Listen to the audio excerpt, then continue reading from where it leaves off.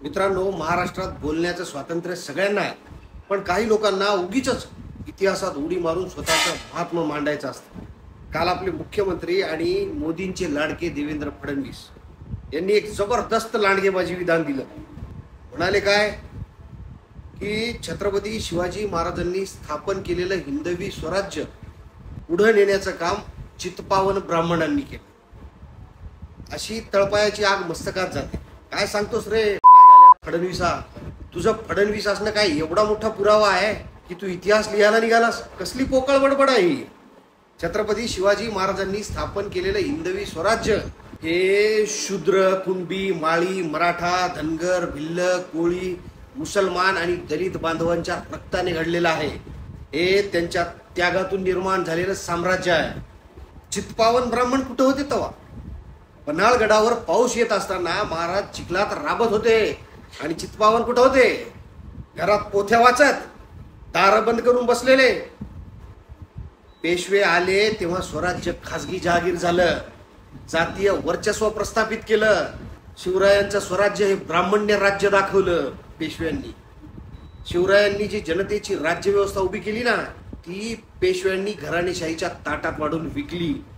अरे फडणवीस, तुझ्या नातवंडांनी कदाचित पुस्तक वाचून तुला क्लॅप देतील, पण महाराष्ट्रातल्या खऱ्या शिवप्रेमी जनतेला चहा नाही लागत. त्यांना इतिहासाचं खरं पाणी लागतं. तू छत्रपतींचा खरा वारस असल्यासारखं बोलतोस, पण तुझ्या सरकारनं छत्रपतींचा चांगला टिकाऊ पुतळा सुद्धा उभा नाही करू शकला.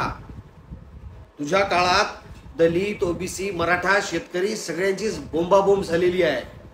आणि आता छत्रपती शिवरायांच्या नावानं तुला ब्राह्मण्य वर्चस्व वाढवायचं?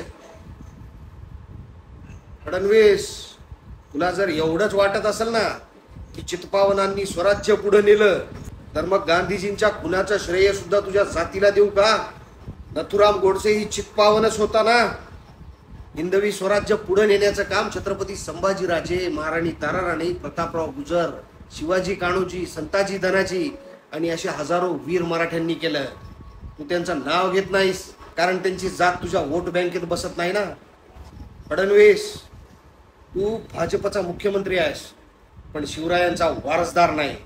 शिवरायांनी तलवार उचलली ती धर्मासाठी नाही, जनतेच्या हक्कासाठी. आणि आजही जर कोणी त्यांच्या नावावर जातीचं राजकारण करत असेल ना, तर शिवरायांची तलवार त्याच्या गळ्यात बसेल, लोकांच्या मतातून. डिअर देवेंद्रराव, इतिहास वाच, लिहायचा प्रयत्न करू नको. कारण छत्रपतींचं नाव घेऊन ब्राह्मण्यांचं राजकारण करणं हीच तुमची खरी उचापत आहे.